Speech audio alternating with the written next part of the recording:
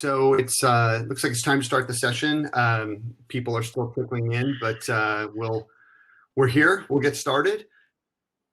Hi everyone. My name is Brett Messenger. I'm the Vice President of Community Engagement for Fiverr. Welcome to Remote Workers' Rights. Before I dive in, I want to address the title of the session. Remote Workers' Rights might seem a bit hyperbolic to some people. Most of us have been working remotely in some way or another throughout the entire pandemic, but many of us have rights and protections under the law via traditional relationships with our employers.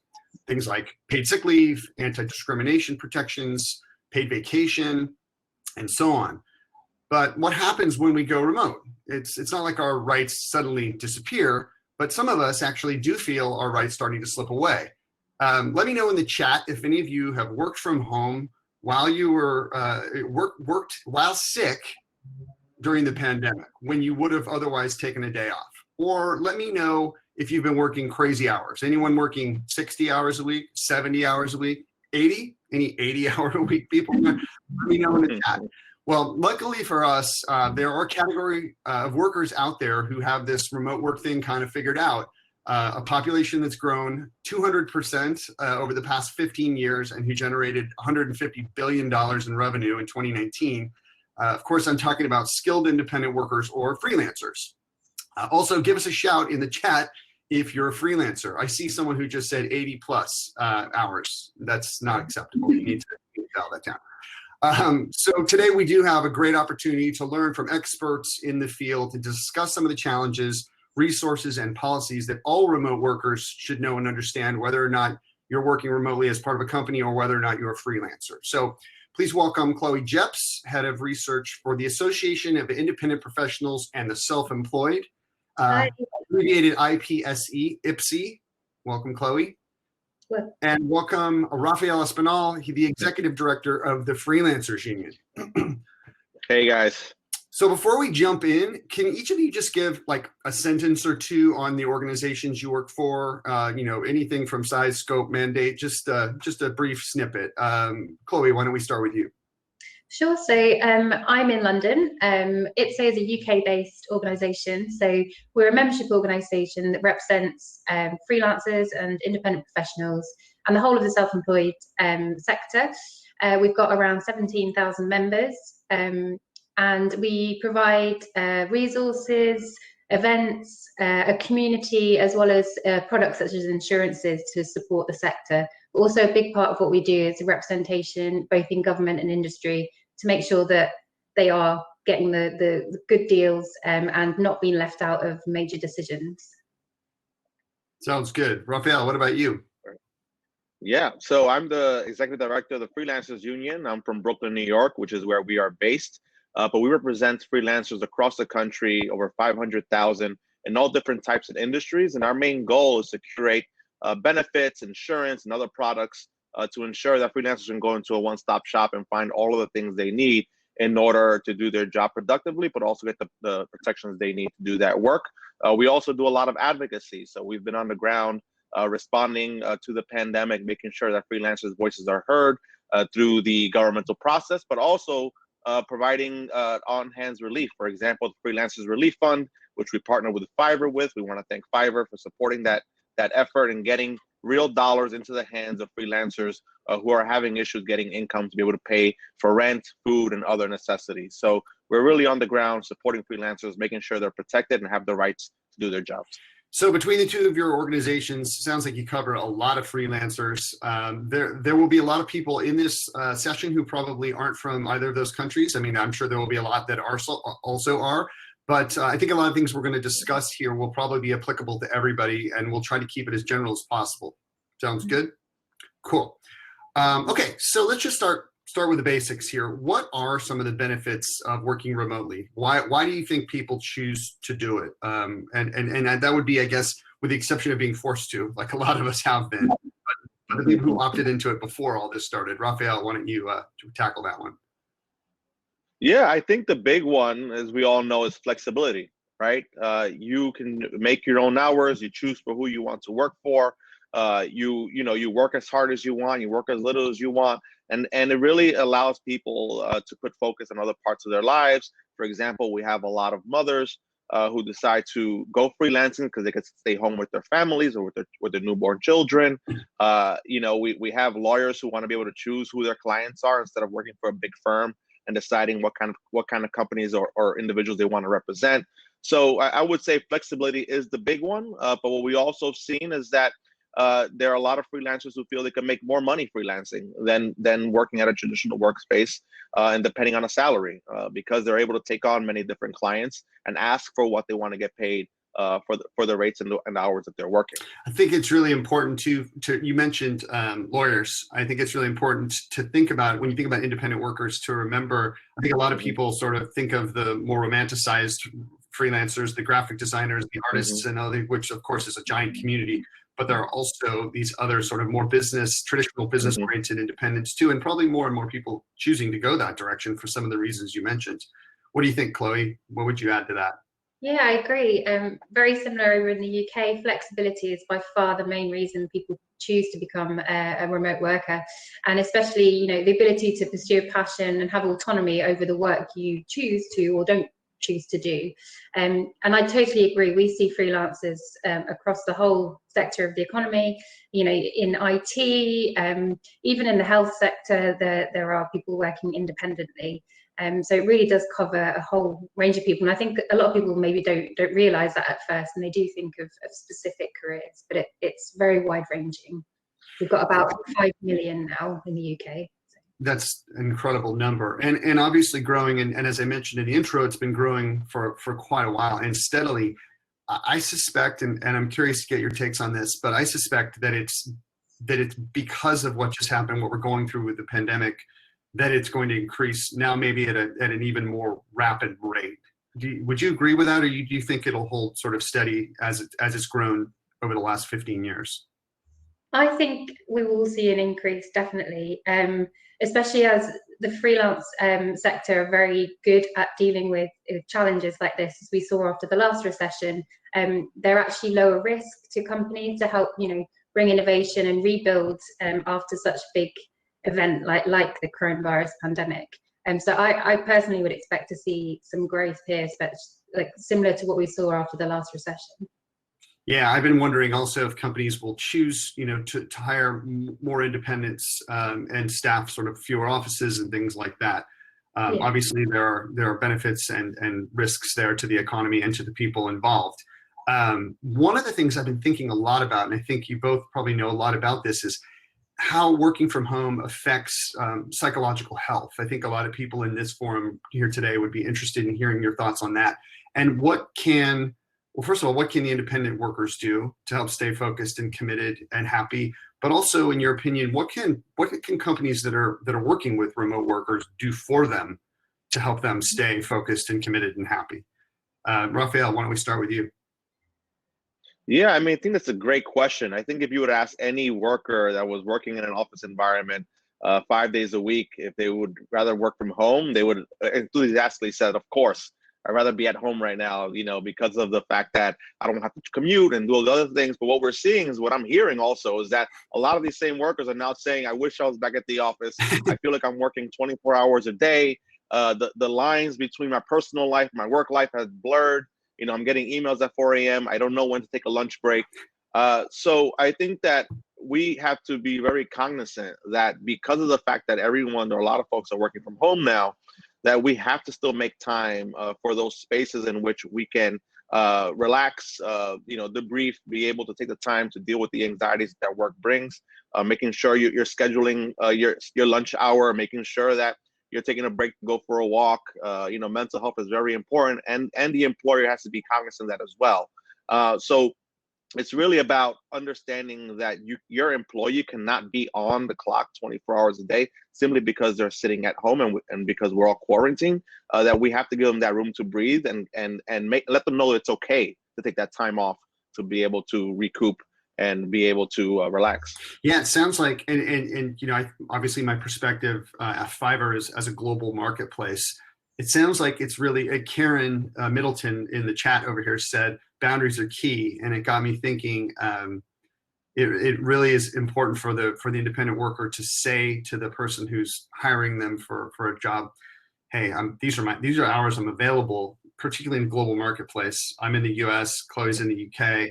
If I'm expecting her to be on during my hours, that could be totally unreasonable. But if Chloe didn't tell me that, I might not be thinking that way.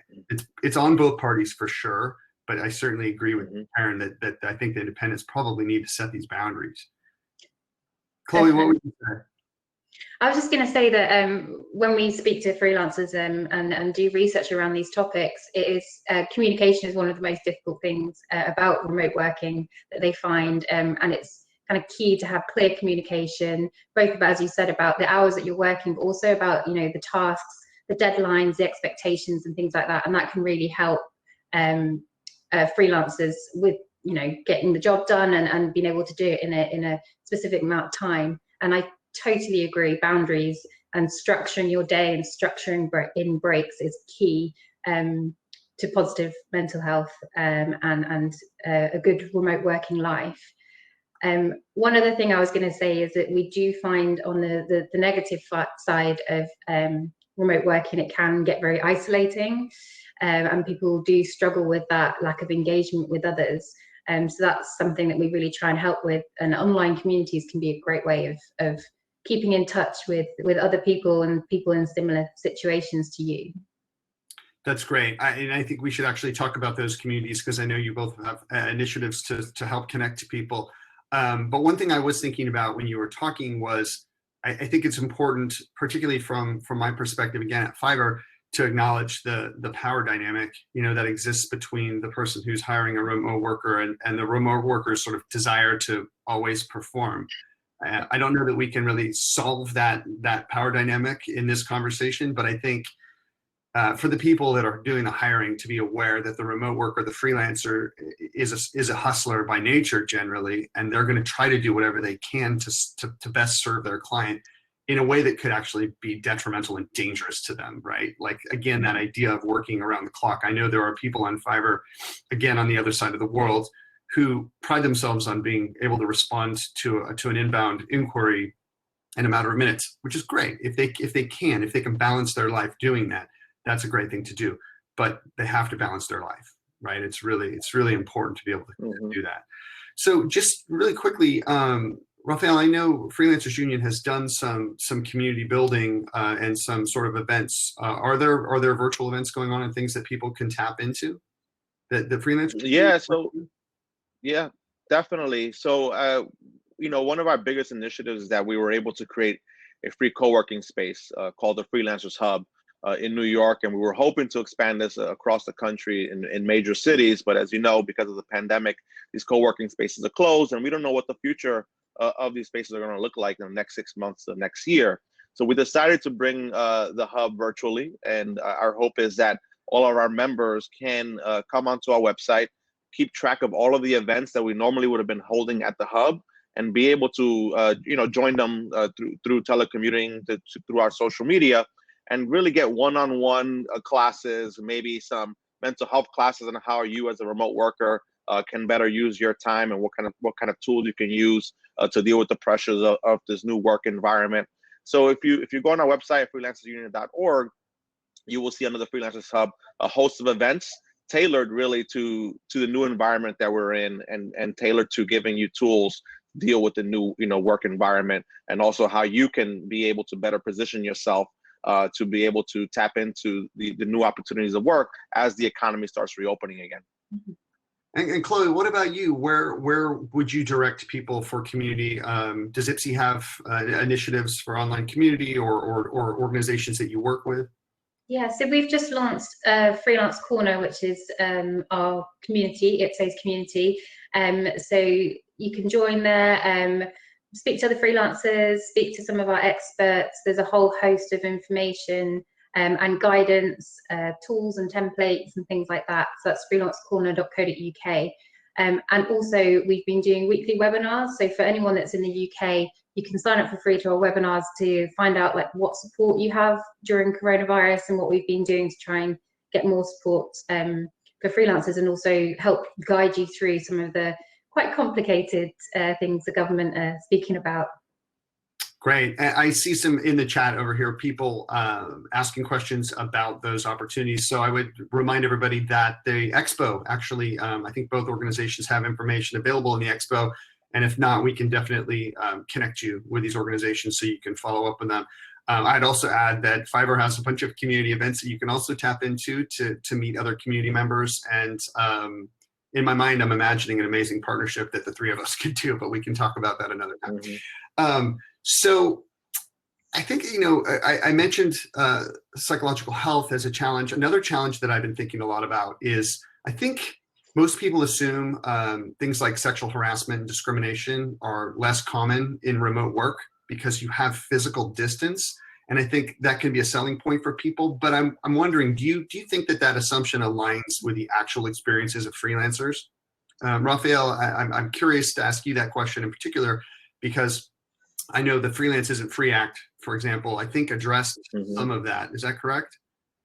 Yeah, there was a law that we passed alongside of the Freelancers Isn't Free Act, and it was really to change the New York City human rights law, and it was to include independent contractors in any laws that protected workers from discrimination, sexual harassment, and retaliation. But I think it's very easy to point that just because we're now physically distanced doesn't mean that there is an opportunity for someone to overstep boundaries, break certain laws, and really make workers feel uncomfortable, right?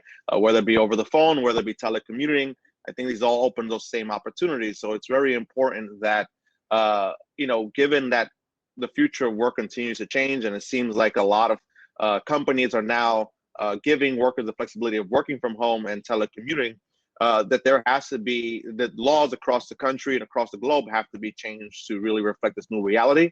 I do believe that discrimination, retaliation are still going to be a huge problem, and it has to be addressed and talked about now as we're going through this shift.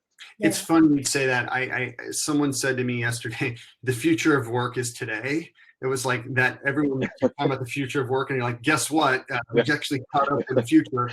But the laws are way behind. And I think that's exactly kind of what you're talking about, is there has to be some legislation on this. And I know in the United States, policymakers have been inching toward recognition. I think the CARES Act, for example, in the United States was an example of them realizing that independent workers were real workers that were out there that they needed to address, but there's so much more that needs to be done.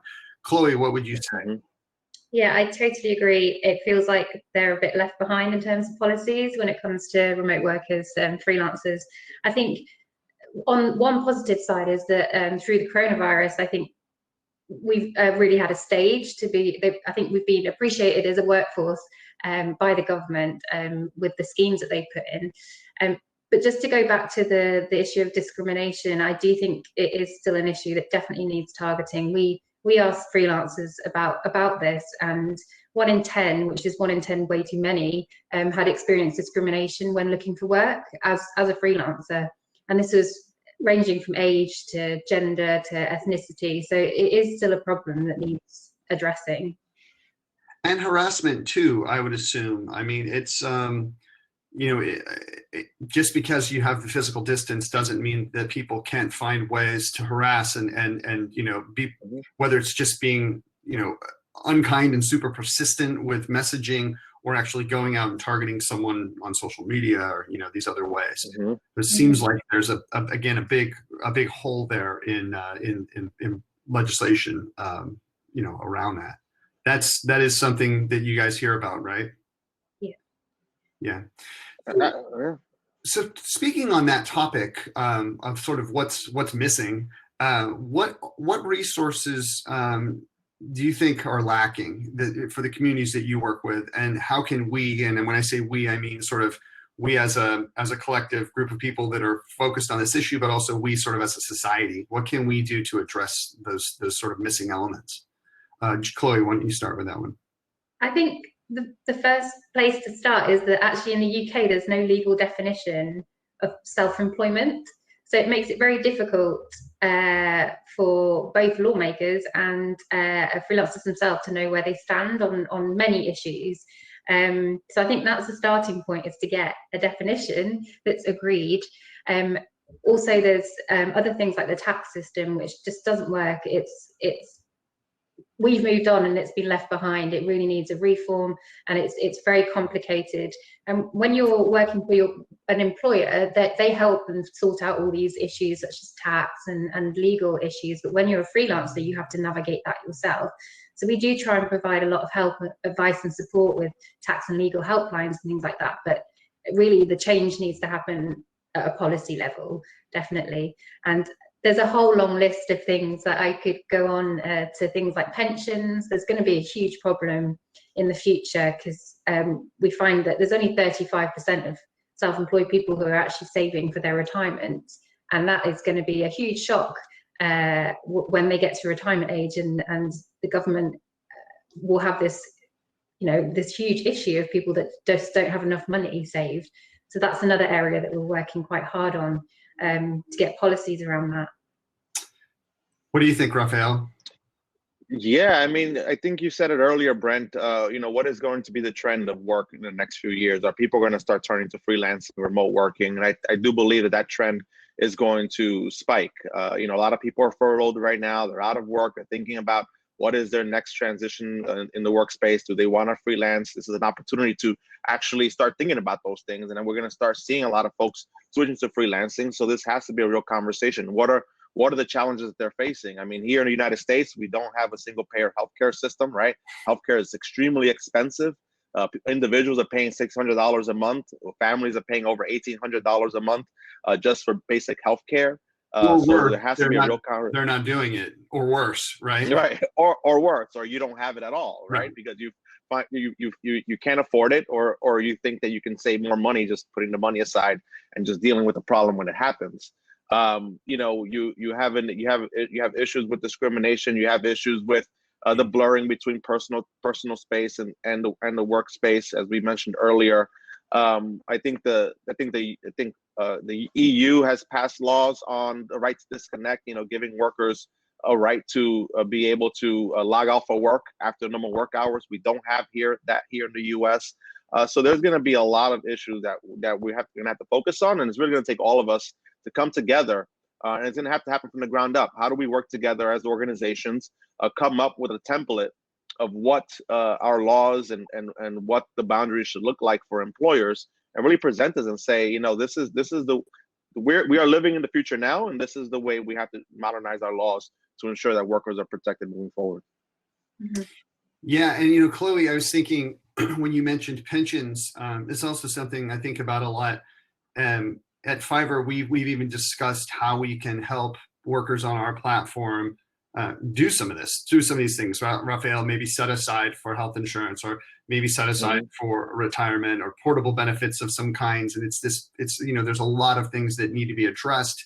And because of the fact that the government doesn't quite haven't figured out what these workers are and what they mean to the economy and classified them, platforms like Fiverr our hands are tied in being able to address some of these issues because of that question that the government has not addressed. So I think there's a lot of work to do there. And actually, someone in the chat over here asked a really good question. C. Burke, he said, or she said, do you think government agencies will redefine small business to include the solo worker who's incorporated and does freelance work? I think that's kind of what we've been sort of circling around. Yeah. What do you think? Will they? The time is now, and unfortunately, it took a pandemic to really shine the light on this workforce and the importance of them, and the importance of valuing them and giving them the resources they need to get through tough times like this. I think it's a great question, because when government does speak about small businesses, they're talking about brick and mortar businesses. They're not really including the micro worker, like a freelancer. So given that these laws have changed to accommodate freelance workers through this pandemic, the door is slightly cracked open for us to open it wide and make sure that moving forward, freelance workers, independent contractors are now included in the conversation. Yeah. I'm again kind of keeping an eye over here on the chat, because I think there's some amazing comments and questions coming in over here.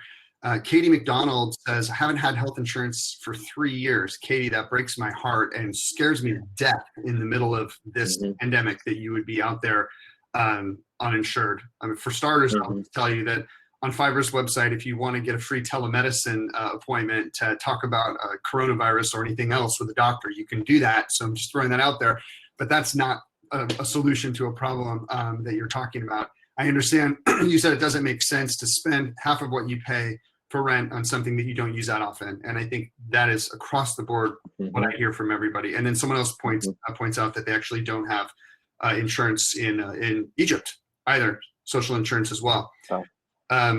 How do we fix this problem? I feel so so frustrated by it. Is it a matter of, well, actually, why don't we? I'll phrase this a different way. Are there any recent policy changes that you think have benefited freelancers, or any policymakers out there that you think are sort of on in the right direction? And I'll use as an example Senator Warner in the United States, who hasn't made huge strides, but I think his head is in the right place, and I think he's headed in the right direction. Raphael, what do you think?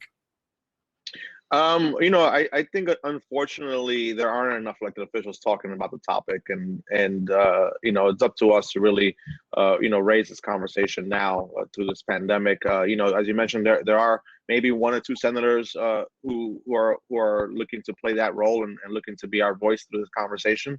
But overall, there's still a lot more work to do, and it's going to take all of us to really get involved in that conversation. Yeah.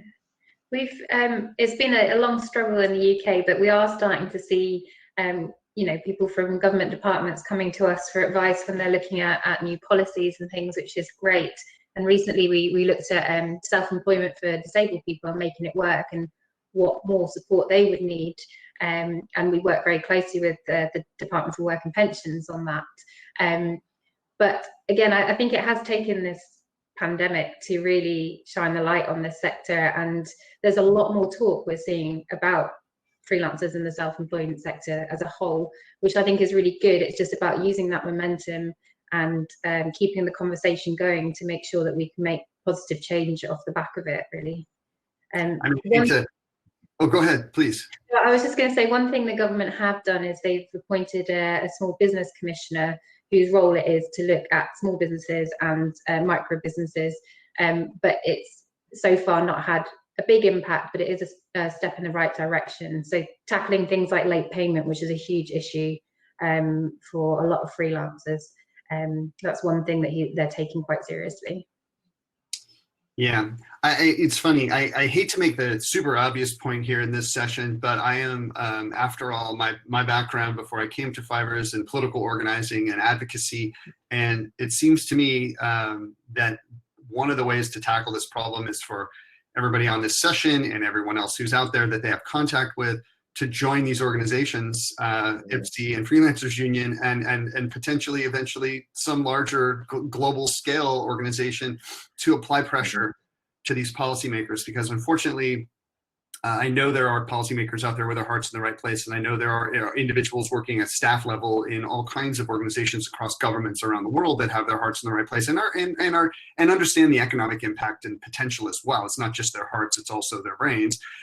But change really happens when people kick people in the butt. Yep, that's exactly what organized workers have done forever. And that's the potential power of the organizations you guys work with. So I want to shift a little bit to future trends. Obviously, due to COVID, there's a shift in the way traditional companies are thinking about remote work. Twitter is a big example. They've moved entirely remote. Because of unemployment, a lot of individuals are also looking at starting their own businesses, so part-time or full-time. Do you think the general public's attitude toward remote work is going to change for the better? Is there a sort of destigmatization happening around remote work? I know for a lot of people, my mom, for example, hi mom, she's probably watching, would have thought of freelancing as kind of scary or crazy, or not the direction she would have wanted me to go. And do you think that this Twitter, for example, doing this is destigmatizing freelance and changing public sentiment? Absolutely. Go ahead. Sorry. I mean, no, absolutely. I think that anyone who was working in an office environment will look at freelancers and say, oh, look at those guys. They're at coffee shops, just hanging out, drinking coffee, working off the laptops. They're at the beach working, remotely. But this pandemic has really allowed an opportunity for us to understand that because of so much of our work has gone digitally, there is no need for the traditional office space in order to be productive and continue the businesses of these companies. Because of Twitter stepping out and saying we're now allowing any of our employees to work from home, has really created this shift in dynamic. I myself, as the executive director of organization, I thought to myself, well, how am I going to get work done if I can't see my staff face to face and talk to them directly and be able to spit ideas out, get projects on the table for us to lay out and look at. But this has the technology that's out there has really allowed for us to be able to continue to work as usual, if not even more productive, using the technology that's out there. So I think that the stigma is being erased. We're going to start seeing this being the norm across the globe.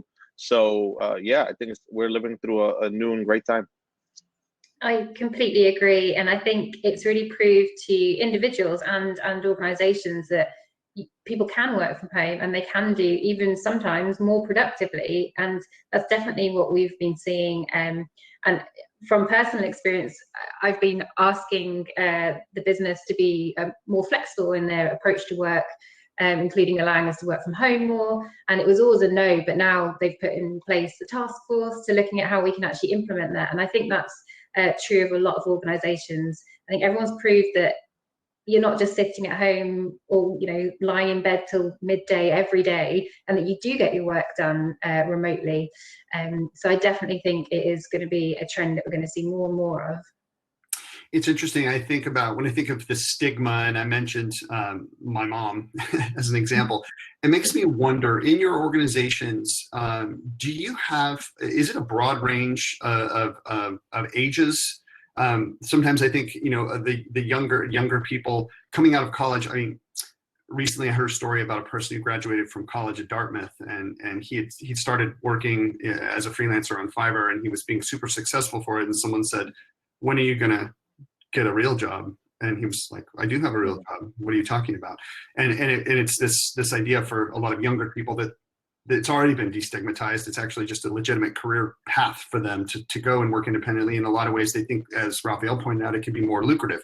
Inside your organizations, do you see a broad range of like age distribution? Is there any sort of generational sort of differences, do you think?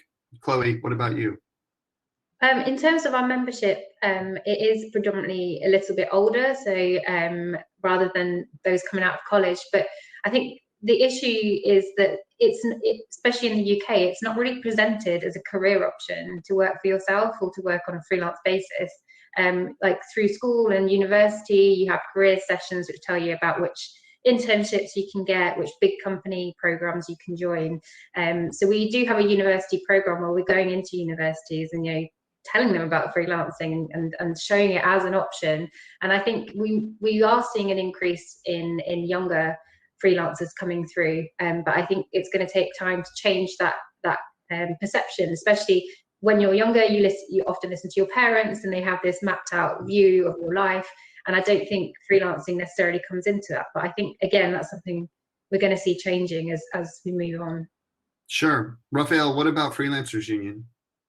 Yeah, well, our staff is fairly young, and I think they've an easy transition into this new space. I would say that maybe the older folks in the organization don't like to use the camera as much as the younger folks, so you'll have them maybe over the phone. So you'll see some differences, and it's really funny because those same folks haven't changed the way they communicate since the pandemic.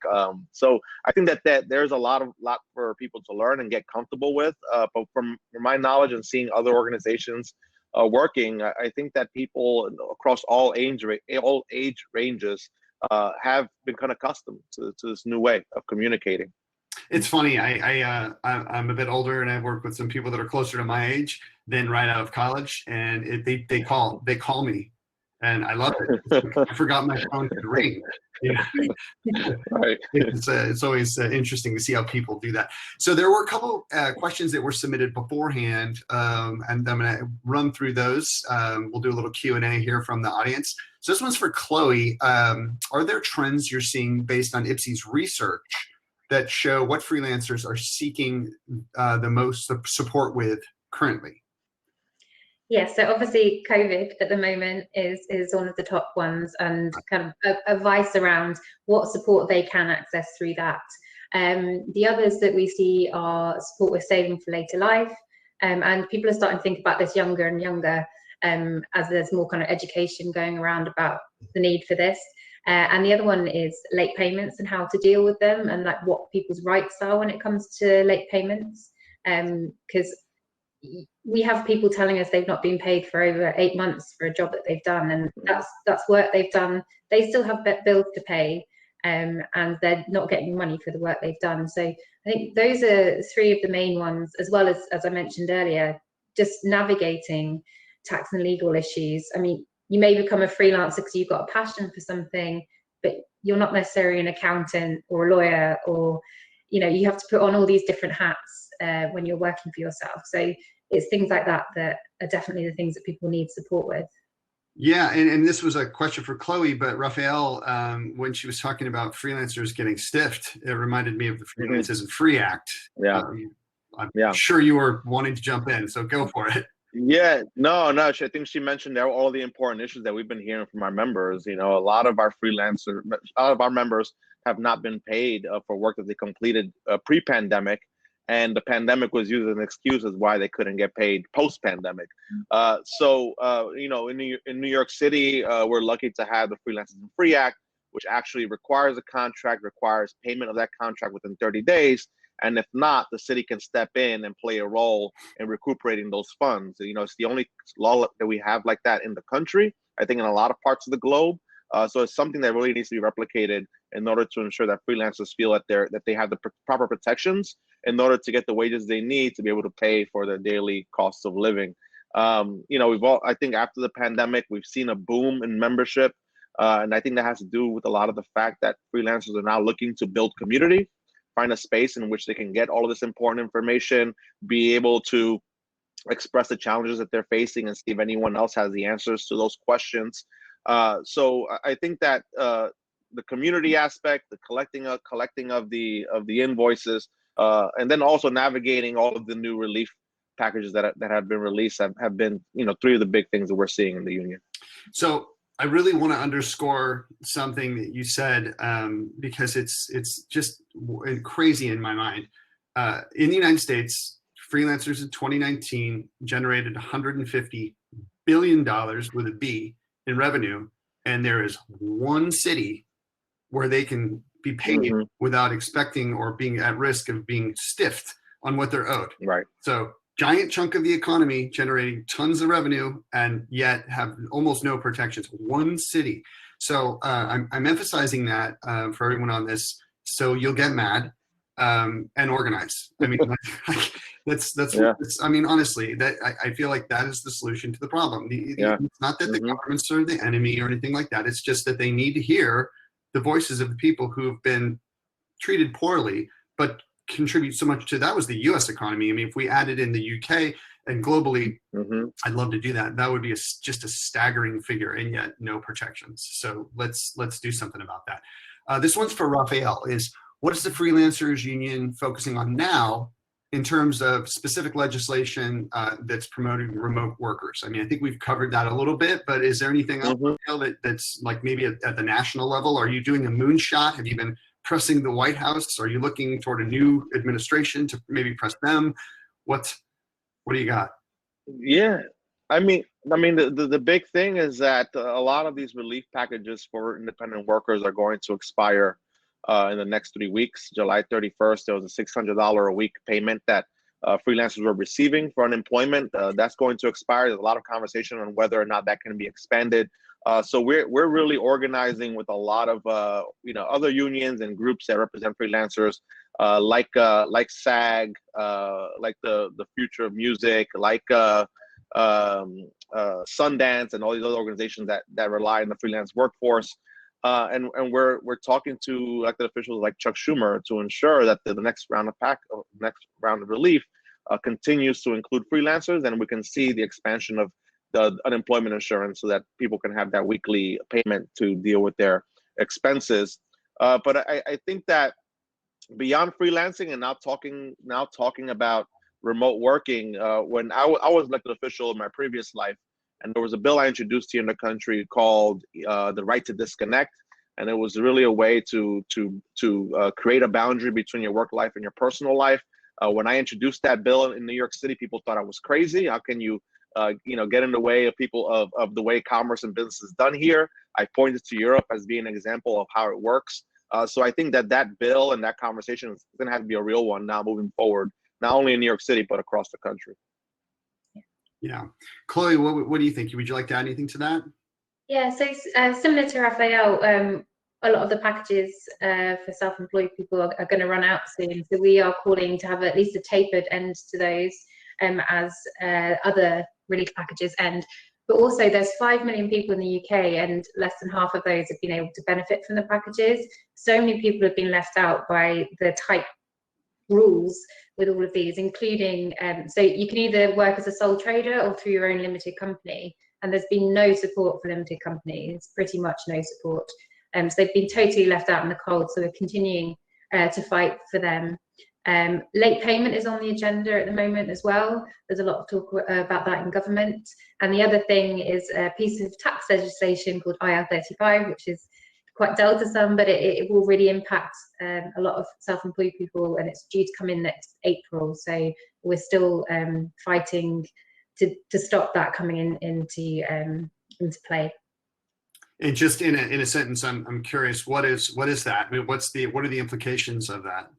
So it's about if you so some people are working for a contractor. So if they're a contractor working for a client on a regular basis, they want to be taxed. The government wants to tax them as employees, but not give them any of the.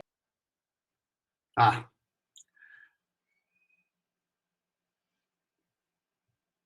sorry. I think I lost your audio. Can you hear me? Oh, sorry. Hello, can you hear me? You're back. Mm-hmm. So at the moment, it's up to the individual to assess whether they're inside this tax law or outside, and the new law will mean that the company will decide. And a lot of companies are just blanket putting everyone in it, regardless of whether they should be or not. So that is that. Perfect. As a policy person, it's always fun to see someone try to wrangle a giant, complex government issue into like a soundbite. So I just did that mostly for my own entertainment. That was excellent, Chloe. Okay, so we're almost at the end of the session. It's been amazing talking to you. I think the chat on the side has been phenomenal. I wish I could talk to all of these people. I wish we could stay around and chat after. Maybe I will pop over to the networking and hopefully run into some of you. But before we end, there's one great question for both of you. And I think we could all answer it probably. Do either of you have experience freelancing, and what drew you to the industry professionally?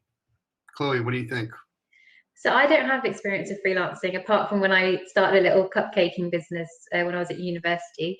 So I was making cupcakes. But no, I haven't personally, but as a researcher, I am so interested in this sector because it just feels like we don't know, it's so diverse, and we just don't know enough about freelancers, and being able to gather information that then puts weight behind policies is just really exciting for me, and being able to see positive change. So that's what drew me to the sector. Yeah, I mean, I would say I've never technically become a full-time freelancer. I've done odd jobs and gigs on the side before I got into government. Actually, an aspiring filmmaker while I was in college. So I know that if I wouldn't have gone into government, I wouldn't be here at the Freelancers Union. I most likely would have been in the freelance workforce. So it's a workforce that's near and dear to my heart. And I spent a lot of my time in government passing laws like the Freelancers and Free Act to ensure that they're protected. One thing I would point out from a Fiverr perspective about freelancing is that there are a lot of solo entrepreneurs on the Fiverr platform who are buying the freelance services to sort of build a business, like a business that has the power of having a big giant staff, but is actually one person. And I think for those solo entrepreneurs, a lot of these issues are exactly the same. The policy issues, maybe not the not getting paid issue, but a lot of the things we talked about earlier on about isolation and lack of community and things like that. So there's a lot of, I think, alignment, probably potential alignment between that community and the community freelancers too. I think we're just about out of time. There was a suggestion here from Tal Moskowitz who said, that there should be a book discussing this. So if either of you want to discuss a book opportunity, I'll be over in the networking area to work through our manuscript, and we can just put this book out. I really appreciate both of you doing this today. This was a really rich and interesting conversation. I feel like it could have gone on for half a day. Maybe someday we'll do a summit that's just about this topic. But really, it's incredible. And Chloe, thank you for coming in from all the way over in the UK, and Raphael over there in exotic New York City, San Francisco, miss New York, and London, frankly. But it was great to sit with you both. Thanks so much. Thank you. Well, thank you, Brett, and thank you for all the work you do on behalf of freelancers. Yeah. Thank you. Thanks a lot. Yeah. Bye. Talk to you. Bye-bye, Thank you, everyone.